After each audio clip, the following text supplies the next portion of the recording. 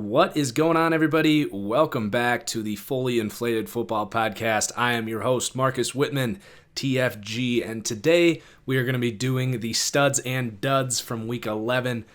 I know that seems like forever ago with the Thanksgiving games yesterday, but, better late than never, I guess. And then we're also going to do a little recap and just kind of talk about football from yesterday, talk about some things, and really nothing to plug before we get into this. I'm still working on, basically just waiting on the opportunity to have an hour to look into getting this thing into iTunes, Google Play, all that.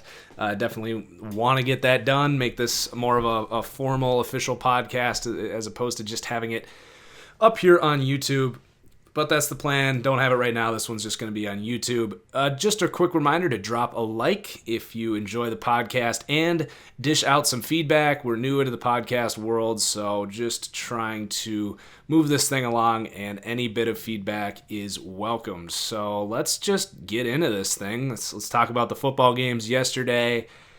Not the best slate of Thanksgiving games ever, but it kept me entertained. So let's just talk about each game individually. The first game, I got to apologize. I picked Detroit. I bet on Detroit, and it was just a reminder not to bet on terrible football teams. I knew Detroit wasn't good. I thought they had a chance, and they obviously did. This thing came down to a potential touchdown on the goal line at the end of the game. But just as you watch that game, it was just so much clearer that Chicago is just such a more polished team right now. The play calling, Matt Nagy, was really incredible in this game. He's got the backup quarterback in there, and he basically looked like I thought he would. I said in my picks video that I don't think it's that much of a downgrade to go to Chase Daniels. If anything, he might actually offer a little more in the short game, but you do obviously lose that big scramble ability. So Chicago's offense really didn't miss a beat.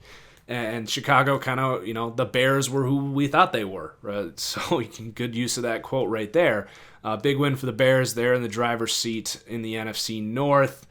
It's going to really take a miraculous close to the season by either Green Bay or Minnesota to take that division. They do have some games against those teams coming up, and the Bears' schedule isn't easy, but they really should probably win this division with 10 or 11 wins and might get a playoff win as well, depending who they match up against.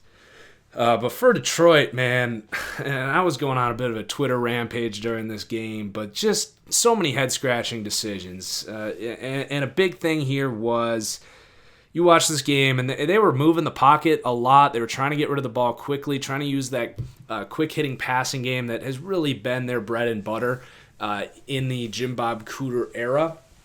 But they keep moving this pocket around to get away from Khalil Mack, and it's working for a little bit, but there were plays where they get these big third down conversions, and Chicago takes Khalil Mack off the field, who has just been disrupting their game plan. So you have the opportunity to open things up, right? You can use Kenny Golladay vertically, maybe run a screen towards the new guy that just came in. There's lots of creative things you could do, and I'm not an NFL coach. There's so many things that we're seeing out there. But as opposed to taking advantage of those 2-3 plays a game, literally, both times I noticed Khalil Mack come out, I'm sure there were other times, Detroit just ran a dive with LeGarrette Blount like it was 1957. Like, what a joke. That was bad, and those are just a couple plays. You can point to any plays in the game, but this is just an overall strategy thing for Detroit. So that was bad, and then just Michael Roberts on the goal line, just giving up on his route, just leaving Stafford out to dry. Like, that was miserable. People were like, pass interference on Kyle Fuller. Like, sure, but that's just a physical play. You're a big tight end.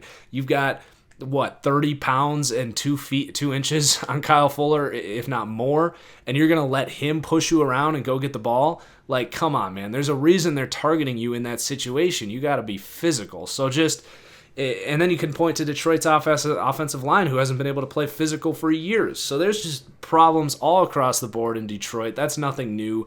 The organization's just kind of a joke. I don't know if Patricia's the answer long term. Maybe it's him. Maybe it's a bigger picture thing, ownership, overall culture. But, it's just not a good time, as if there were ever a good time to be a Lions fan. So that was my thoughts on that game. Credit Chicago, and Detroit's a mess. And then the second game, full disclosure, we were eating during this game, so I only saw chunks of it. But from my understanding, Dallas's defense, looked pretty good at times, and then Dak Prescott, pretty much exactly who he is. I saw some missed throws, but then he also is going to pair perfectly with Amari Cooper, and that is just a fantastic trade for Dallas. Like I don't know if he's better than what Dez was, a few years ago when Dez was considered one of the better receivers in this league, but he does definitely pair better with Dak Prescott's skill set. Dak is never going to be an elite vertical thrower. That much is clear. What he can do is be pretty efficient in the short to intermediate game and be more of that game manager type. And what is going to be great to have Amari Cooper is he has that home run threat, but he also has some of the best footwork, if not the best footwork of any wide receiver. Definitely, I would say it's between like him and probably Devontae Adams for the best footwork for any wide receiver north of 6 feet. Like you watch those guys' feet, and it's just ridiculous what they can do to receivers in a 5-yard window. And to have a size advantage on those guys is just incredible. So a great trade for Dallas. You're not getting Amari Cooper in the draft. I know DJ Metcalf just declared a good receiver out of Ole Miss, but you're just not. And he's only 24. And if you're the Raiders, like, what a freaking joke. Like, I've been so critical of the Khalil Mack trade. I think it's going to go down as the most poorly managed trade in NFL history. Like, you can maybe sell me on trading Khalil Mack, but for them to do it in the way that they did, to sell him like 12 hours overnight, like from the moment they decided to actually trade him, and to get what's looking like probably the 24th pick in the draft for Khalil Mack, who is a generation, not even generational, like whatever the next word above that is, like Le'Veon Bell's a generational talent. Like Khalil Mack is a Mount Rushmore defensive player. Like he is just the perfect player. He's the most important position, in my opinion, outside of quarterback. He doesn't get hurt. He doesn't get in trouble. He just is a grinder. Like, he is everything you want. You don't trade that guy. But for them to get the 25th overall pick and then to get, move up like 6 spots in a future draft, like, to include your second round pick in that draft, or in that trade, John Gruden's just a moron. Just an absolutely moronic deal. I'm not even sure he's a bad coach, but as a general manager, he's just trash. And then for Washington, this is kind of what I said. Like, your season's done. Your season, frankly, in my eyes, was done about 2 weeks ago when they just had just a stream, like a pipeline of injuries in that game. And then Alex Smith was just the nail in the coffin. Like, you were a crafty team that could pull out some close wins, but you start to lose some star players, and it's done. The one thing I will say about Dallas, who's obviously heating up a little bit here, and everyone's like, oh, Dallas, they've got the division now. Slow down. In my opinion, if you're one of my gambling buddies, my gambling followers, if you don't put a little money on Philly to win the NFC East right now, I don't know what you're doing with your money, because Dallas, they pick up the win here on Thanksgiving, and then they're going to play New Orleans next Sunday night. They're going to be 6-6. Philly, they play the Giants at home, and they play the Redskins at home, so they're going to be 6-6. And then they play the they play the Cowboys in Week 15 or whatever that's going to be. And I'm going to put my money right now on the Eagles to win that game, heat up a little bit, figure out some things in the secondary. The NFC East is between those two teams. That much is clear. But at 3-1, give me the Eagles, because I think lock it in. These two teams will be 6-6 and playing probably for the division in 2 weeks. And you can get the Eagles, who are probably the better team in that game, at 3-1, as opposed to Dallas, who's like minus 150 or whatever. So that's my take on that game. And then we've got the night game again. I had Atlanta getting 13.5 points. They lose by 14. This was just a a mind-numbing game for me, who as someone who had money on Atlanta. Atlanta is just betting on them. It's like being friends with just an asshole. Like Matt Ryan is good for a turnover in the red zone, or at least stalling twice a game. The defense stinks, and they tease you because they have all these explosive plays, and they've proven in the past to be an explosive offense, but they just, man, I think it comes back to Matt Ryan. Like, I just can't trust the guy on third down or in the red zone, and I can point and say that this was just bad luck, and it was. It really was. They had 3 fumbles in this game by their 2 by their receivers, and then the one by Matt Ryan is inexcusable, and that comes back to what I'm saying is Atlanta just has this thing about them where they cannot finish games, and it comes back to Matt Ryan. I think he's just timid. I don't know what it is about Matt Ryan, but the dude, you just can't trust him. I really need to stop betting on Atlanta. It keeps biting me in the ass. They really did play better than losing this game by 14 points. They almost pulled the backdoor cover. I think they out-yarded, or whatever you want to say, against the Saints. And the Saints just continue to roll. Like, I knew the Saints were going to win this game, but I figured Atlanta would cover, and they continue to do this stuff. So not really anything else to say about that game other than a winded rant about Atlanta and how frustrated I am watching that team. So let's get into what you guys have been waiting for, the studs and duds for the week, talking about my film review and then also my Madden 19 custom roster update. So the ratings you will see here are my Madden ratings for my custom roster, but they do, of course, apply to how I feel about these guys in real life. It's not just a video game thing. So my star of the week is going to be Eddie Jackson, and it might be a little biased because this is just, not biased, inclusive maybe, because he performed really well on Thanksgiving. This is not going to reflect the Thanksgiving games at all. This is a reflection of Week 11, but Eddie Jackson was incredible against the Vikings on Sunday Night Football, and he's probably going to go up again once we review that game from yesterday. But Eddie Jackson is emerging as one of the best safeties in the NFL, if not the best safety in the NFL, with kind of the disappearance of Earl Thomas and Eric Berry and Harrison Smith kind of falling off a little bit. Like, Eddie Jackson is making an absolute name for himself behind an incredible defense, but he is a large part of how good that defense is. He really does everything. He will cover. He can cover man-to-man, zone. He'll play the run. I think he could improve as a tackler a little bit, but I mean, that's pretty nitpicky. He has been incredible. 81 at this point. He's playing like a 95 right now. Just the body of water, or the body of work. He's going to continue to grow, and that rating's going to keep going up. I just got to keep seeing it week to week. And then the dud of the week, Everson Griffin here. And you can say, he's been off the field, like he's just kind of trying to get his thing going again, but I think that's all part of this. He's 30 years old now, and he basically he left for mental health reasons.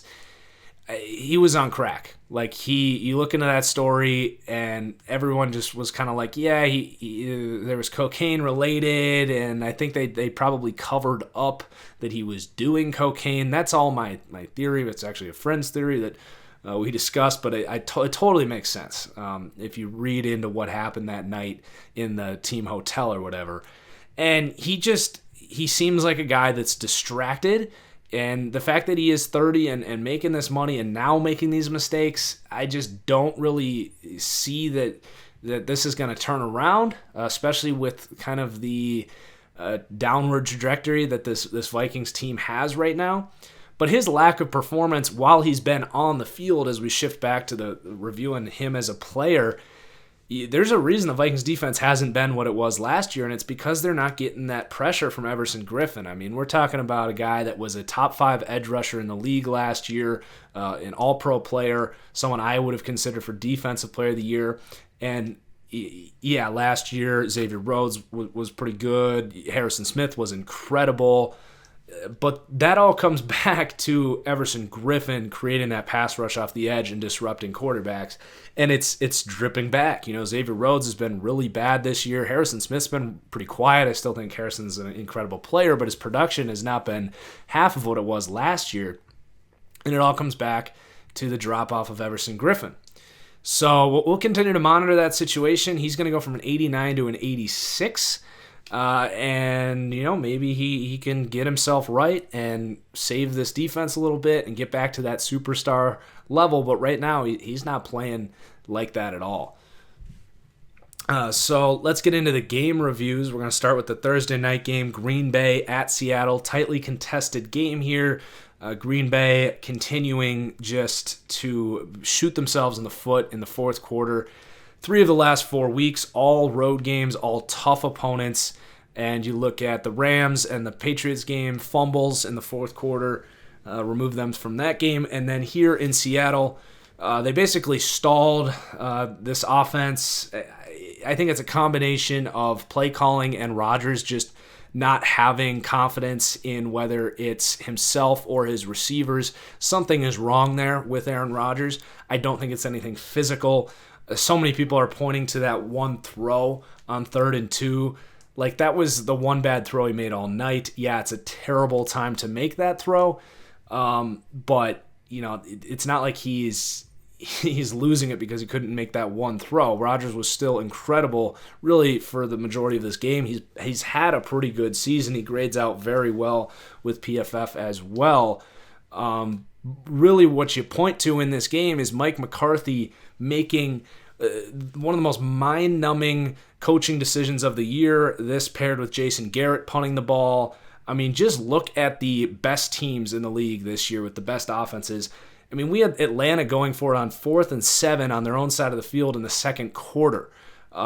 It's a different league. This is a summation of what is wrong with Green Bay. They live as if it's the 20th century, whether it comes to building through the draft, not innovating their offense to what the rest of the league is doing, to not firing coaches when they deserve to be fired, a la Dom Capers and now Mike McCarthy. But to give that ball back to Russell Wilson in that situation when all you need is 2 yards, and then you look at what the worst case scenario would be if you don't get that on 4th and 2, it is just an inexcusable, mind-numbing, deplorable decision by Mike McCarthy to punt that ball away, and it cost Green Bay the game. Obviously, there's other things you can point to, but that is a single decision that you are just shooting yourselves in the foot by doing the wrong thing. As for Seattle, I'm done ranting about Green Bay, I promise. Seattle really was who I thought they would be in this game. Physical defense with some holes, big play offense. Like they really do rely on some big plays, whether it's busting a big run or Russell Wilson going vertical. That has been the MO of this Seahawks offense under Russell Wilson is kind of setting up those big plays, especially when they're playing at home in Seattle. It was no different here. They're going to have a huge test this week in Carolina to see if this is just a feisty team that no one really wants to play, or if this is a legitimate playoff contender. So we'll see it. We'll learn a lot from Seattle this week. I've liked this team all year. If they get into the playoffs, this is definitely a team I'll be rooting for because they are a fun team to watch, and I love their energy. I probably won't preview too many more. I won't dive that deep into too many games. I just thought this was an interesting one. So let's talk about the studs and duds from this game. Aaron Jones, worthy of a boost here. +2 for Aaron Jones, 76 to a 78. It's probably a little early to say this, but his film, it does remind me of Jamal Charles, just the explosiveness right off of the handoff. He's not going to really run you over, but just the pure vision and explosiveness. It's very similar. They're almost identical sizes as well. They both have the little short dreads. So I think that's my comparison for Aaron Jones. Obviously needs to continue to prove it to be the caliber player Jamal Charles is, or was rather. And then Devontae Adams continues to prove himself as a true elite wide receiver in this league. Really dominant game in this one against Seattle. So he goes +1, 86 to an 87. Kyler Fackrell, he's going to go from a 68 to a 71 here. The edge rusher for Green Bay, stepping up in the absence here of Nick Perry. Fackrell's been their best edge rusher. Now he has 8 sacks on the year, and he's only a 71 here, so you might expect that to be a little higher. Well, I think he only has like 7 hurries or something. He's doing a lot of cleaning up the trash, but he does look like a really good athlete out there. He's got good bend around the edge. He's shown some finesse in terms of his pass rushing skill set as well. Just a guy that's going to have to continue to prove it week in and week out before we believe in this guy as even like a starting caliber edge rusher. But he has been a nice little sigh of relief for this team that has really needed that edge rush. And then flipping to Seattle, just one mover this week. DJ Fluker has just emerged as a really solid starting caliber guard in this league. Mainly his pass protection, what he's been able to offer this O-line that has just suffered in that front for years. DJ Fluker, a free agent signing that's working out well for them. And I think he was just in New York, so I don't know what the hell New York was doing letting him go. So let's move on to the next game. I'm going to try and pick up the pace a little bit. That got a little long. Dallas at Atlanta. Atlanta again in this game. I can really just echo everything I said about them from the Thursday night game. It really was more of the same. Matt Ryan just not being able to make a play when you need it. And then for Dallas, the defense has emerged, really from Byron Jones to Leighton Vander Esch to DeMarcus Lawrence. They have some stars on that defensive side of the ball, and they are continuing to build what's going to be a pretty special defense there for a few years, I think. Offensively, they're fine. Like they're getting Zeke going a little bit. They made some changes on that offensive line that are paying off. So Dallas is hot, and like I said, it's going to come down to them and Philly. I don't think Dallas is as big of a lock in that division as people think, but it's going to be interesting. So the studs and duds from this game. Leighton Vander Esch, we mentioned, he's been one of the steals of the draft here. Young linebacker out of Boise State, just flying all over the field. Great in run defense. He makes some tackles that he really has no business getting to the ball carrier on. Really impressive ability in run defense, but he can cover as well. Byron Jones, who's been my biggest surprise of the year as a number 1 corner this year, switching from safety. He's going to go +2, 78 to an 80. Calvin Ridley, he's going to come down, and if you guys remember, I was hesitant to raise him up. He had a stretch of a bunch of touchdowns and big plays, and I hadn't raised him for a while, and people were wondering what I was doing. Well, for one, he comes in rated as a 76 rookie, which is pretty high for a rookie wide receiver. So he really, I think, has played up to that level, but he has gotten really quiet since about a 3-week stretch of just ridiculous production. And I think I should have stuck with my gut and not raised him to a 77 when I did, because ever since then, he's kind of proved me right in that, I had Calvin Ridley as the 4th wide receiver in this draft. I think he's a poor man's Brandon Cooks, which is both a compliment and an insult, depending on what you know that I've said about Brandon Cooks. I won't get into that right now. And then Jack Crawford, interior lineman for the Falcons. A bit of a lighter guy, but Atlanta really gets by with these lighter defensive linemen. They do a really good job with them, and Jack Crawford, more of the same there. I don't think there's any D-line that is as light in terms of height to weight combinations than Atlanta, but they get away with it somehow. And that Atlanta defense has actually not been terrible lately. So next we got Houston at Washington. This game was scrappy. Washington gives the ball away early, very uncharacteristic with Alex Smith. Obviously Smith gets injured. Their season's done. And then Houston, well, I still don't fully buy into this team. I've got them at like 13 in the power rankings, which is lower than majority is going to have them. They don't blow teams out. They do find ways to win. They play good defense in the 4th quarter, which is important. But with this offensive line, they can't block anything. And they still got holes really across the board on that defense. So I like this Houston team. They could easily win the AFC South, but I just don't think, we're talking about a team that has these kind of hidden Super Bowl expectations because of some of the talent they have on this roster, and I just don't see any way in hell they can win a Super Bowl with this offensive line and with some of the inconsistencies really across the board with this team. So let's get into the studs and duds from this game. Justin Reed, safety for the Texans. This is a player I had a first-round pick on, was stunned to see him fall to the third round, and I thought it was one of the picks of the draft when Houston took him. It's a great fit because, they do move their safeties around a lot. We've seen Kareem Jackson playing everything from free safety to outside corner this year. Justin Reed, a highly versatile player, one of the better safety athletes you're going to see. He really is built and runs like a cornerback. But he's been playing excellent run defense. He covers. He had a pick 6 in this game. So he goes from a 75 to a 76. And, that's basically, I think if you remember my Madden 18 rookie roster, I had Justin Reed, I think, as a 76 as a first-round prospect. He goes in the third round, so he comes in at like a 72, which is really high for a third-round prospect on my roster. But he has proved that he probably should have been a first-round pick. And then Jadeveon Clowney, really disappointing season. He's made some flash plays, but you turn these Texans games on, and it's kind of hard to find him. I mean, he's 6'6", 280 pounds, so yeah, you can find him, but he doesn't play like you would think he should be, and he is probably going to be a free agent. They could franchise tag him, but that number is going to be insanely high. And this is a good year for people looking for edge rushers. The draft is really deep, and there's going to be a lot of free agents. So, would you rather give Jadeveon Clowney $19 million, or would you rather just sign, Dante Fowler for 8 and use that money somewhere else? I don't know. It's a tough decision. We'll see what Houston does, but Clowney is looking and playing like a guy that I think Houston's going to be willing to let go.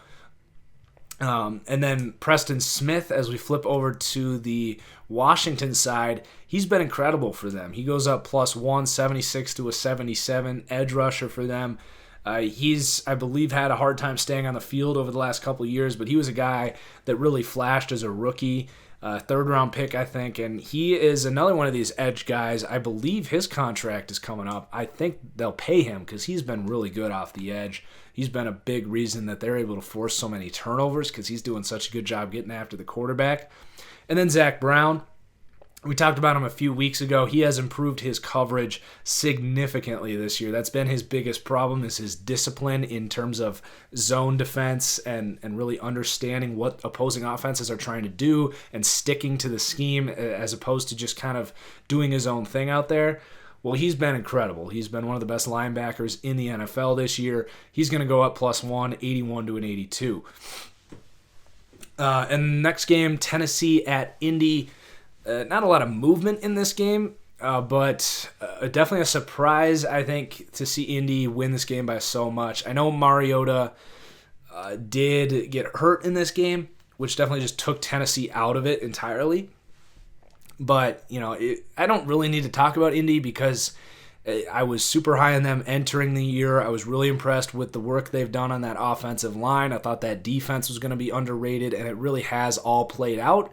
And it's fun to see all these articles this week about, Andrew Luck and how surprised people are by what he's been doing and how he's an elite quarterback again, how great this offensive line is, and how underrated this defense is. And I've been saying that since freaking April. So happy to see the Colts playing well like this. And they've got another big game this week against Miami. They've got to really keep winning to stay in this playoff hunt. If they get in, I don't think anyone wants to play the Colts. They probably have the best quarterback in the AFC right now. I'm sorry, Tom Brady has been playing like garbage this year. Patrick Mahomes is great, but he's surrounded by talent and has honestly shown some flaws in the last month. I think Andrew Luck is the best quarterback in the AFC right now. I really do. So I don't think anyone wants to play them. They play pretty good defense too. They don't have a ton of playmakers, and they have work to do on this roster. But the future for the Colts is really, really bright.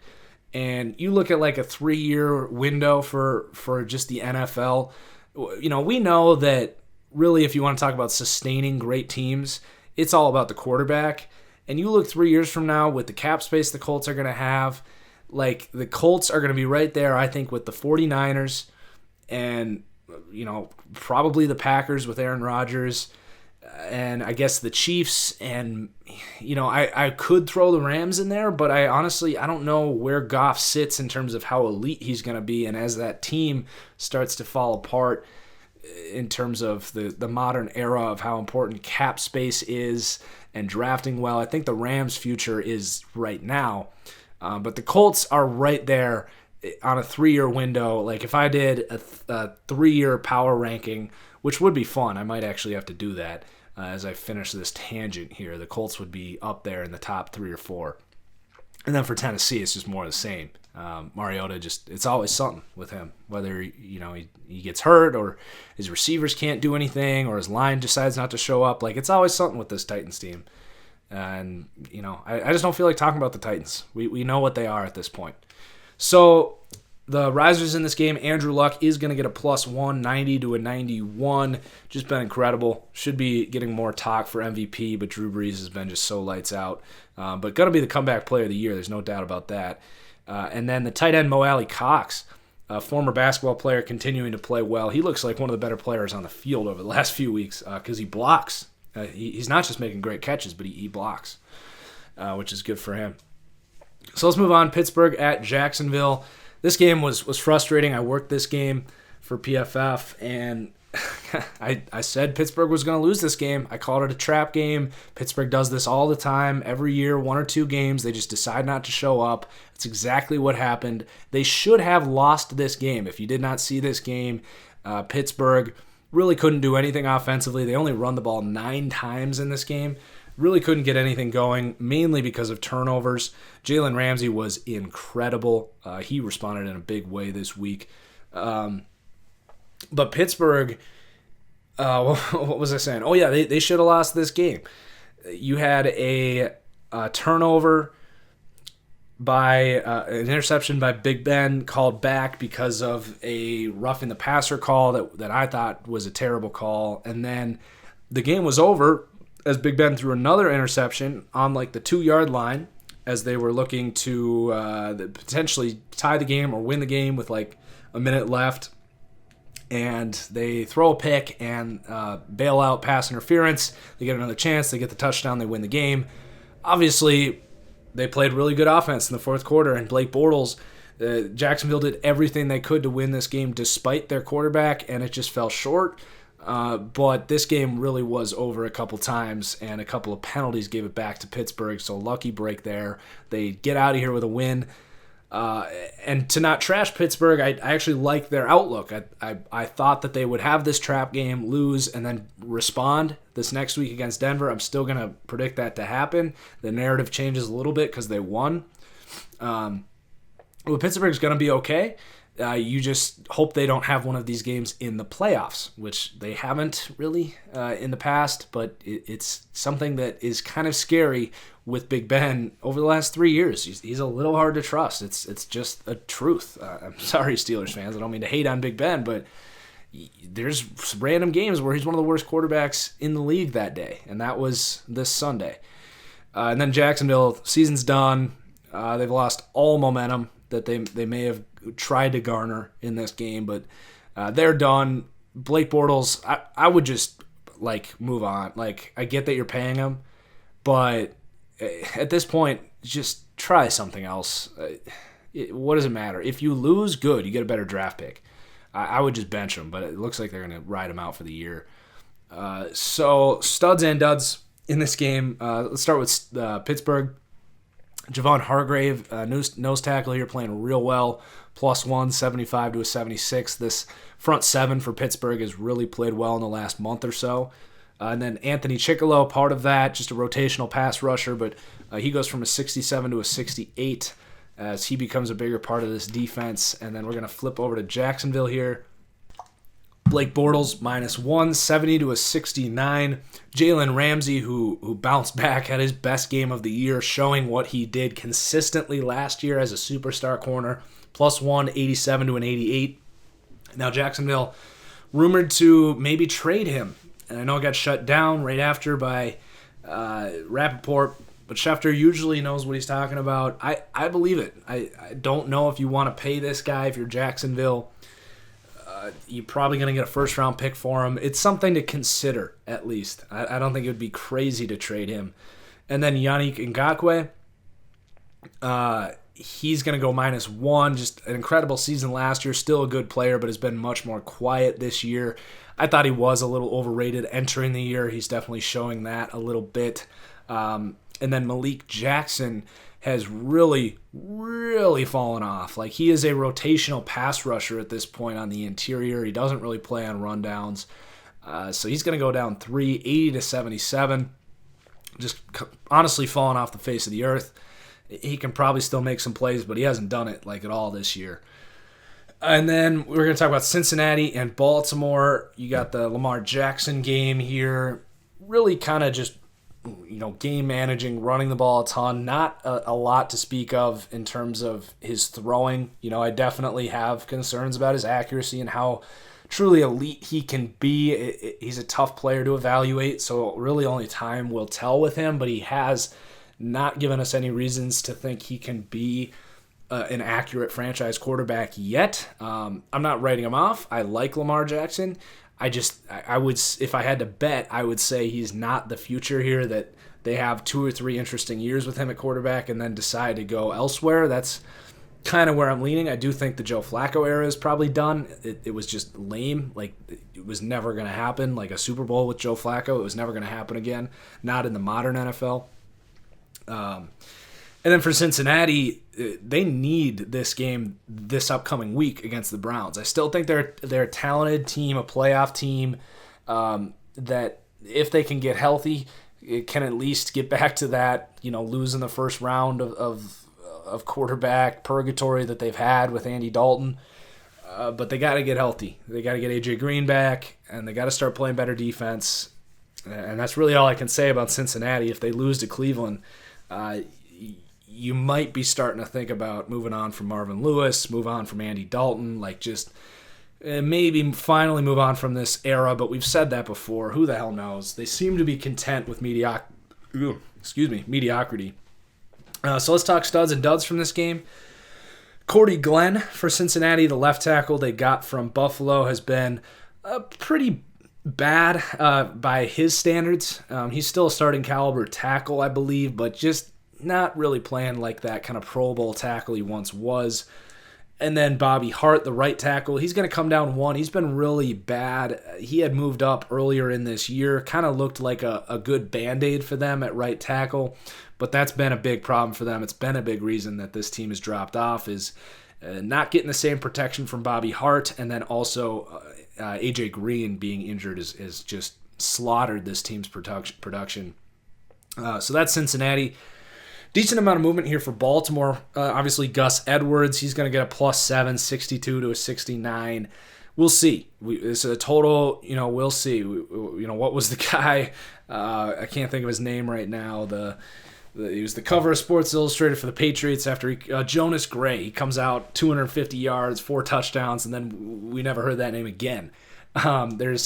There's a history with these undrafted running backs. Now, I think Gus Edwards is much closer to like Thomas Rawls or Rob Kelly or even Alex Collins here on this very Baltimore team. There are these sort of run-of-the-mill, undrafted power running backs that come in fresh, and then just once they get hit so many times, they lose that little half a step and they just kind of fall off the face of the earth. I think that's probably what Gus Edwards is. And then there's the other spectrum with like the Arian Fosters. I don't think Gus Edwards is going to be Arian Foster. But regardless, he's looked good. +7, 62 to a 69. We'll see if he can repeat this and get up into that starting caliber range of running backs just like Alex Collins did last year. And then Willie Snead. It was actually like this time of the year too that Alex Collins broke out. It's kind of weird. Anyway, Willie Snead's been playing better. We harped on him earlier this year. He's going to get a +1, 72 to a 73. Orlando Brown, the right tackle, interesting prospect, an oversized tackle that's starting to come into his own at right tackle for the Ravens. So a +1 for Orlando Brown, 69 to a 70. Brandon Williams, a former star interior defender. He really has kind of disappeared here. His snaps are down. He's down to playing like somewhere between 20 and 40 snaps a game, which is into that rotational role. Still a good player, a good run defender, but coming down rather from that star level. Very well could have been a dud of the week, but this is more of a reflection of his whole season as opposed to just 1 week. But Brandon Williams, -5, 85 to an 80. And then a couple edge rushers here to talk about. Baltimore has probably the deepest group of edge rushers in the league, though none of them are really stars. They just kind of all have unique skill sets, and they kind of are in and out, on and off. But Zadarius Smith, he's going to go +1. He's really heating up. He's probably been their best edge rusher this year, even more so than Terrell Suggs. 72 to a 73. And then Terrell Suggs is going to come down, -2, 86 to an 84. Can still do some things, but coming down from what was arguably the best year of his career last year, really not repeating what he did last year this season. Now we got Tampa Bay at the New York Giants. This game was as gross as advertised. There was points scored, so it was at least watchable, but these teams really are terrible.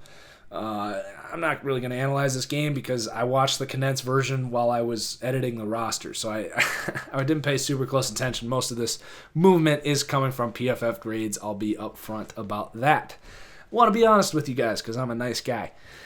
So this risers and fallers here. O.J. Howard's going to be done for the year, but he played with a bang in his last game of the year. Really, you could argue the best tight end on film this year. O.J. Howard, loved this guy coming out, showing that potential. So +1, 81 to an 82. Hopefully, for his sake, Tampa Bay can come back, maybe get a new coach, a new quarterback, just, reinvigorate this team and get some culture here for once. And maybe he could have a hell of a career here with Tampa. Otherwise, he'll be there with like Mike Evans, where he's just a guy that everyone knows is talented, but just part of a collection of talent as opposed to an actual NFL football team. And then Carl Nassib, moving over to the defensive side of the ball, he's been a nice spark for what is probably the worst edge rush in the NFL, in my opinion. Well, Oakland. But they're just, they're barely in the same league. But Carl Nassib's been great. Good pickup there from Cleveland. +1, 70 to a 71. Brent Grimes falling off. Old corner, part of a bad defense, 77 to a 76. Vita Vea, the worst pick in the first round as of now, and I don't see that changing. Really inexplicable to draft a nose tackle in the top 12 in 2018, but to draft a player that can't make an impact as a rookie, at least as a run defender, and to draft a guy that has been this bad, it's just inexcusable. I mean, you put Derwin James on this team, who they obviously could have had, and the conversation of the future of this team changes because you have a superstar player in the secondary in a passing league. Instead, you've just got another average nose tackle who can't rush the passer and frankly can't even play the run right now. So a terrible pick, really one of the worst picks I think in the last few years. So shame on Tampa Bay for that pick. And then Bo Allen, -2. Hate to be mean to Bo because I went to high school with him, but not playing well right now. So, Bo, you got to turn this thing around, play the run a little better. -2, 75 to 73 for Bo Allen. And then for the Giants, Will Hernandez, we moved him up about a month ago, and ever since he's been just miserable. Still think he's a good player, but probably jumped the gun there a little bit. So -2 for Will Hernandez, 77 to a 75. And then for the defense, for the Giants, B.J. Hill, looking like a really good pick on that interior. Definitely a reason they felt comfortable moving on from Damon Harrison is what they saw from B.J. Hill. He's really replaced that position very well on the interior of the line. +3, 69 to a 72. Looking like one of the nice up-and-coming nose tackles, defensive tackles in this league. Josh Morrow, +1, 69 to a 70. Janoris Jenkins, -2. Just fallen off. Really has not been, 2 years ago he was one of the best corners in the NFL, and he's been just kind of a starting caliber dude now for about 20 to 25 games. Like, he just is kind of hung in there. So 82 to an 80 for Janoris. And then B.W. Webb and Grant Haley. Someone's got to play corner here. They really had nobody. These guys are the guys stepping up. So B.W. Webb 67 to a 69, and Grant Haley 66 to a 68. Haley's a rookie out of Penn State who I actually really liked. I think I had a 5th round grade on him. He goes undrafted. Super quick dude. Basically, that 5'9" nickel corner that just basically gets overlooked because he's small, but super athletic. Reminds you a lot of like nickel Roby Coleman or like a Buster Screen. So I think he's a guy that is probably going to have a role in this league for a while as one of those undersized corners. Carolina at Detroit.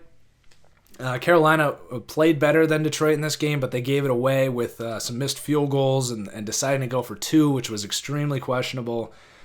Carolina's still a team that on any given day can be a really good team, but they do have some inconsistencies. A lot of that comes back to Cam Newton, who is a very good quarterback. I've said this throughout the year that I've been super hard on Cam Newton when everyone was high on him, but now I'm like higher on Cam Newton because everyone's kind of recognized that he's overrated if you're rating him based off being an MVP quarterback. And that just kind of perforates through the rest of the organization is some of his inconsistencies. But Carolina's really good. DJ Moore has really come on. That was probably my best call of the week in a game that we didn't pick very well was DJ Moore for daily fantasy because Detroit just can't tackle. And DJ Moore is like one of the best tackle-breaking wide receivers I've ever seen. And then Detroit, we talked about them in the intro, so I really don't feel like I need to talk about them. This was a big win. Kerryon Johnson really came on for them, someone they didn't have for the Thanksgiving game. But they really are who we know they are. So DJ Moore is going to get a +1 this week, 75 to a 76. Still need to continue to see more developed route concepts. Thought he was raw coming out, but the guy is clearly a playmaker and someone that is looking like is going to be an impact for this team for years to come. Curtis Samuel, who I've been really hard on going back to when he was drafted, I don't think it's anything crazy here, but they have found a way to use him and put him in a position to make plays.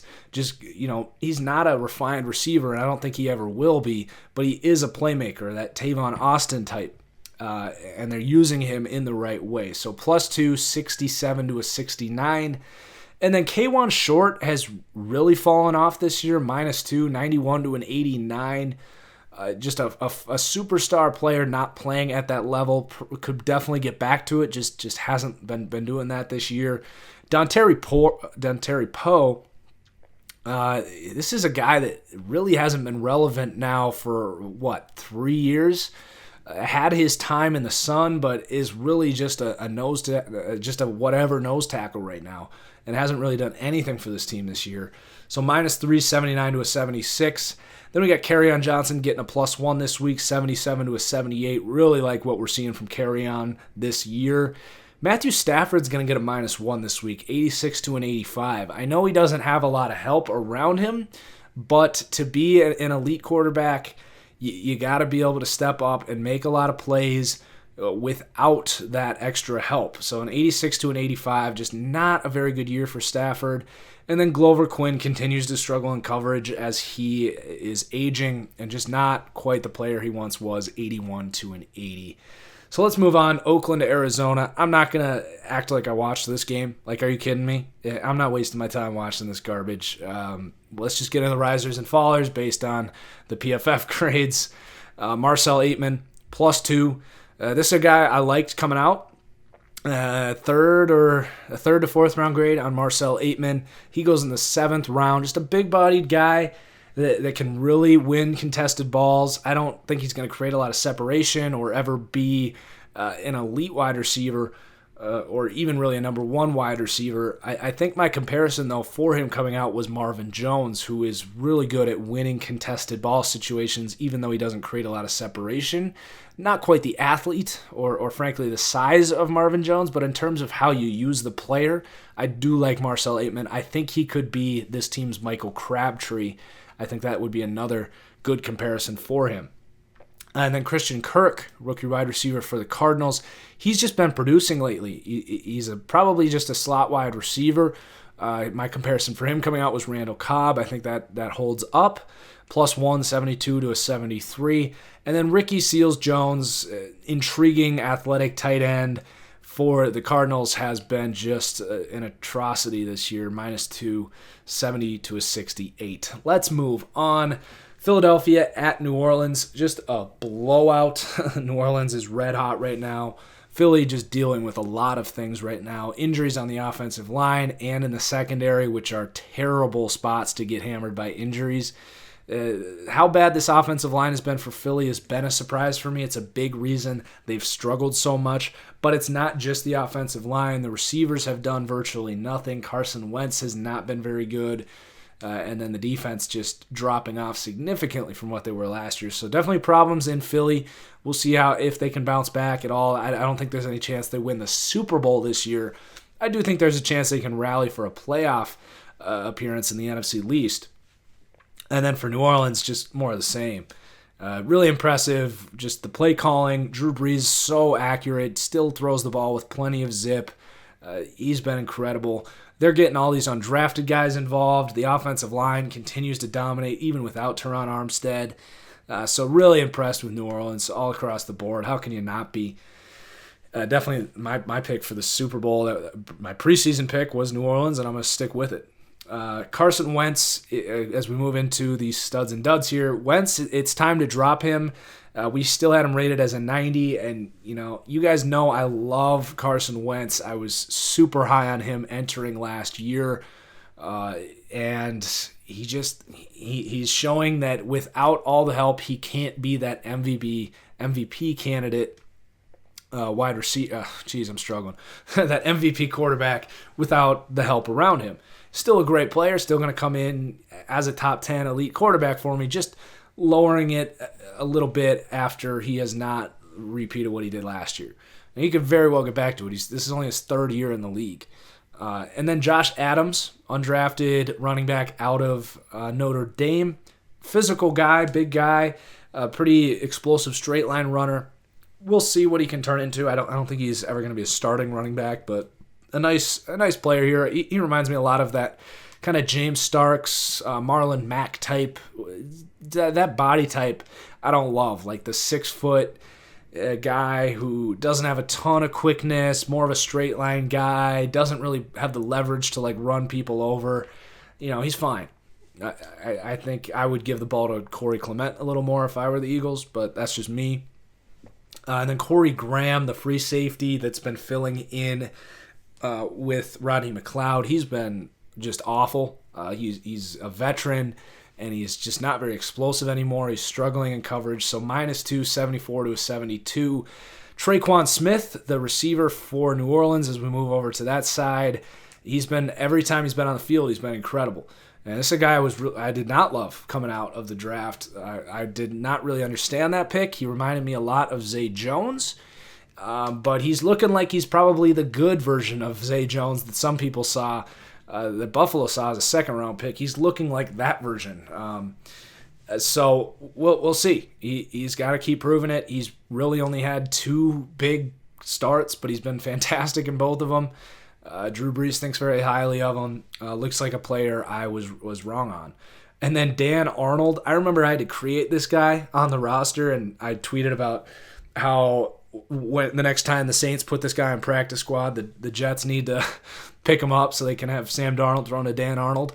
But the Saints actually like this guy. They're getting him involved in their offense. He's more of a receiver. He's like 6'6", 230. I think he was a college receiver that they're trying to move to tight end. But the Saints are just doing so many creative things, and Dan Arnold's impact on this offense is yet another innovative, modern style move that the Saints are making, and I love it. So he's going to go plus 5, 62 to a 67. He doesn't block. Like I said, he's not a tight end. But they seem to believe that they can make him a legitimate receiving weapon. And it's not like they have any tight ends anyway, so they're seeing maybe if he could be their Jimmy Graham.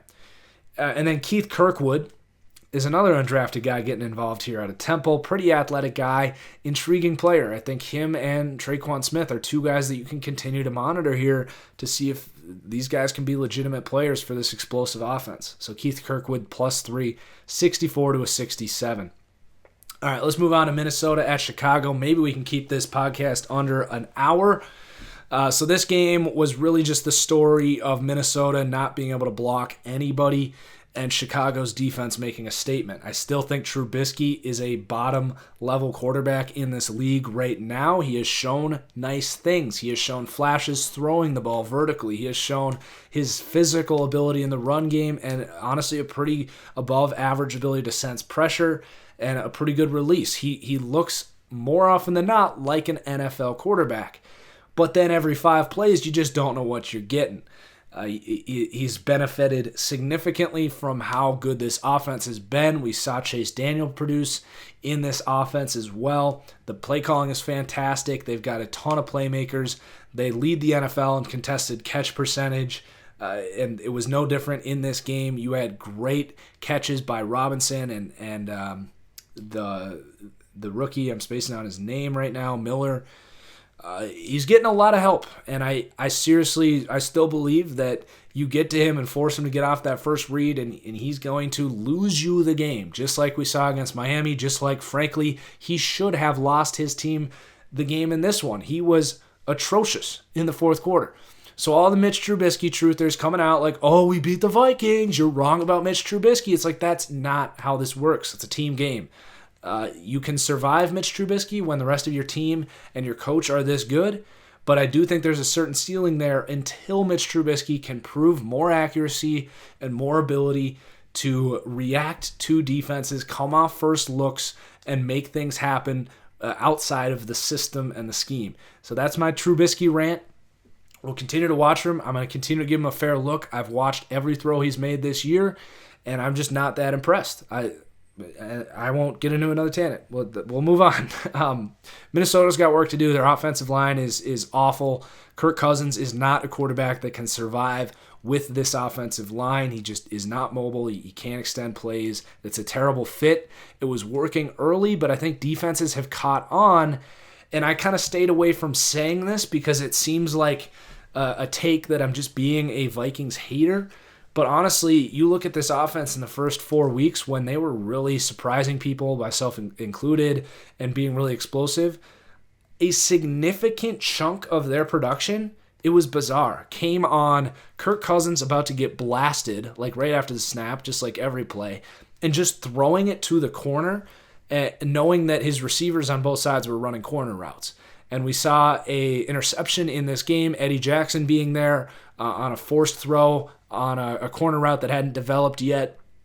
And it has not been there like it's been in the past. So just something to monitor there, that this offense has not really found a new way to dodge how bad their offensive line was. In the past, it was being in the right place with those corner routes. Defenses have caught on. They're going to have to find a way to be better if they want to have any chance of winning on Sunday, frankly, against the Packers and winning this division or making the playoffs. They got to fix this offense. It's been just terrible, and they can't run the ball either.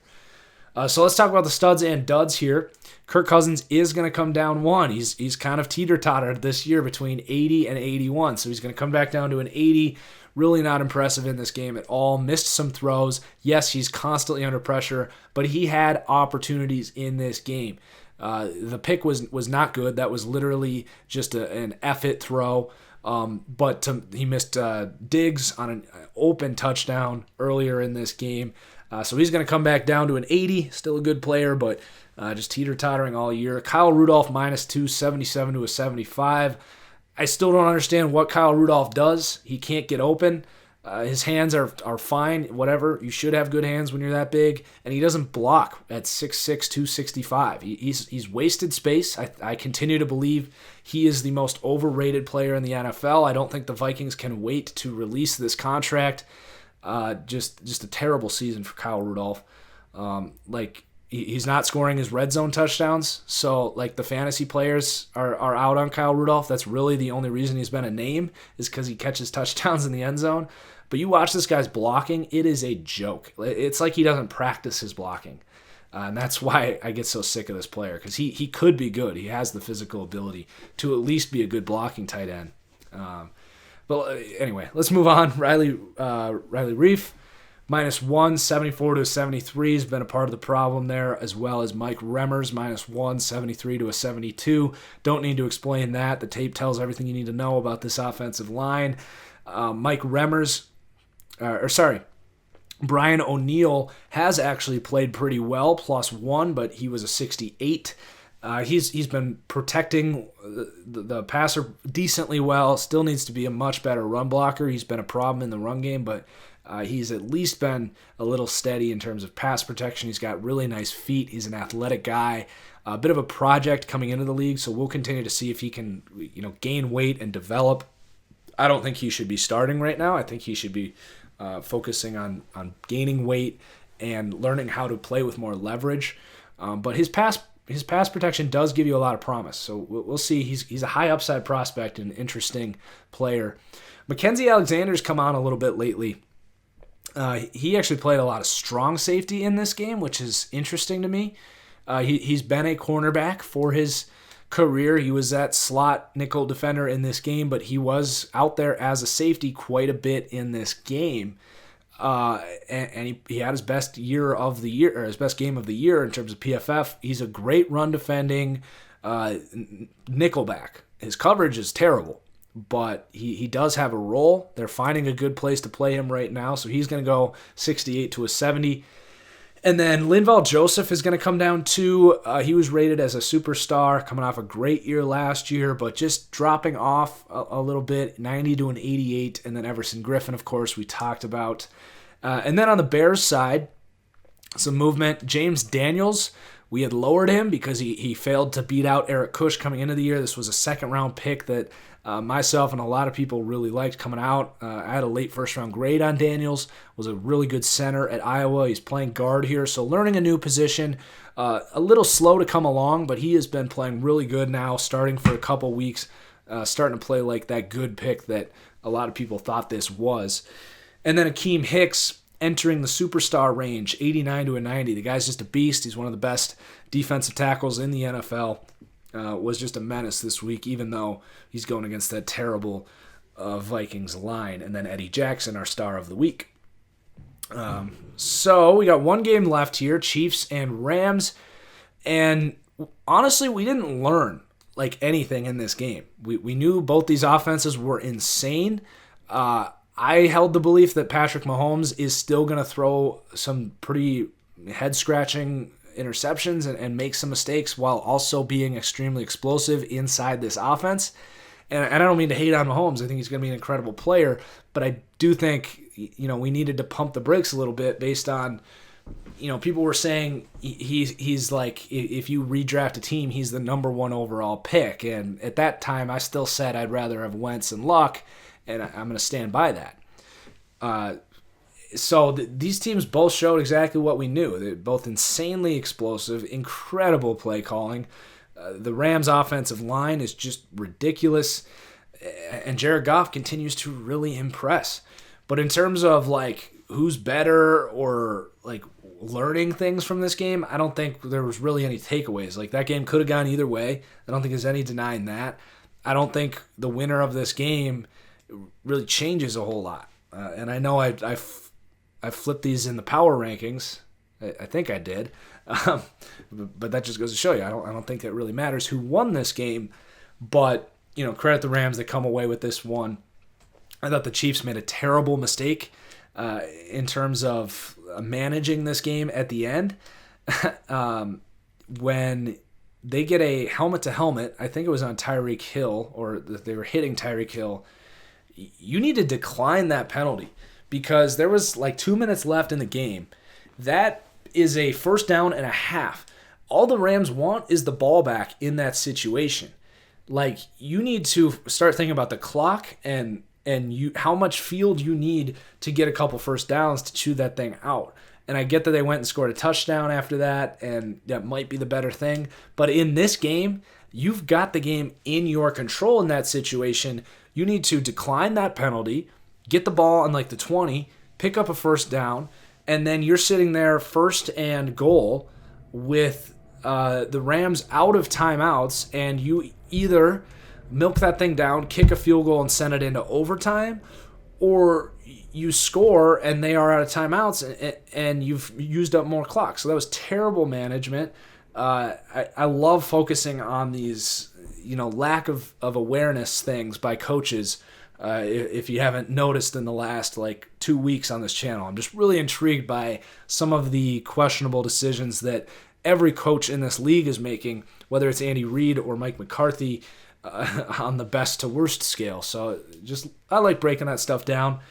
So the studs and duds in this game, Jared Goff is going to get a +1. I still lean on the side of him being, that system quarterback, but like I've been saying, I think his upside is officially higher than Matt Ryan because, yes, I don't think he's going to be great when he doesn't have this pass protection. Like the protection he's getting is incredible.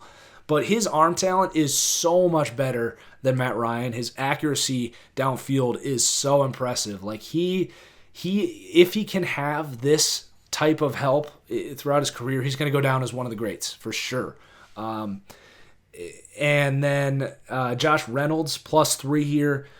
Kind of a no-brainer that this guy would make an impact on this team. It's an incredible system for a guy like him, more of a big-bodied slot receiver type, just good contested catch situations. He's going to get schemed open, so you don't really need to be a great route runner or be super fast to get open in this system. It's really about being in the right place at the right time and having good hands. I don't know the ceiling for a Josh Reynolds, but he is the kind of player that they need for this system, and he's made some nice plays, so try not to take too much away from him, despite the system, it being hard to analyze who's great and who's just a part of the system here. But that is football. You're constantly analyzing system versus talent, and that's the beauty of football and why I like doing this stuff. So Tyler Higbee and Gerald Everett, both these tight ends have been playing really well. Higbee gets more snaps because he's a better blocker, but Gerald Everett's a player that really impresses me when he's out there, and it reminds me a lot of what McVay had in Jordan Reed in his Washington days. Super similar player, and I'm surprised they don't use him more because he's been just electric when he's out there, big plays. I think they want to get him more involved, but they seem to like Tyler Higbee a lot too. So both these guys are playing well. I just think Gerald Everett has star potential as a tight end. He's really athletic. He's a good receiver. He's not a terrible blocker either. So I'd like to see more from Everett. He's only playing 15 to 20 snaps a game. And then Michael Brockers is going to come down too. This Rams defense has been really disappointing all season. Their best game of the year was the first game of the year against the Raiders, which we've now learned means nothing. And other than that, Ndamukong Suh is going to come down too again this week. He's been, I'm not going to say a terrible signing because they only gave him a year. It's not like it really matters. But he's been a non-factor for weeks now. -2, 85 to an 83. Samson Ebukam, he's going to go up +1, 72 to a 73. Kind of a breakout game here. We'll see if he can repeat that or if some of that stuff was a little more fluky. Obviously, his pick 6, I would definitely chalk up to the fluke category, but he'd made a very athletic play. We know he's a great athlete, so that was good to see. He's definitely coming on. We'll see if he can repeat that. And then Sam Shields -2. It was a fun story early in the year. Still rooting for the guy, but he is really struggling right now. He's a big reason that their defense got so exploited this week. So that's going to do it. I think we went just over an hour. Again, guys, drop a like if you enjoy this. And definitely issue some feedback as well. Have a great weekend. Enjoy football. There's only 5-6 weeks of regular NFL season left, so enjoy it while you can because we all know how boring it is when the season's over. Cheers as always, guys. We'll see you next time.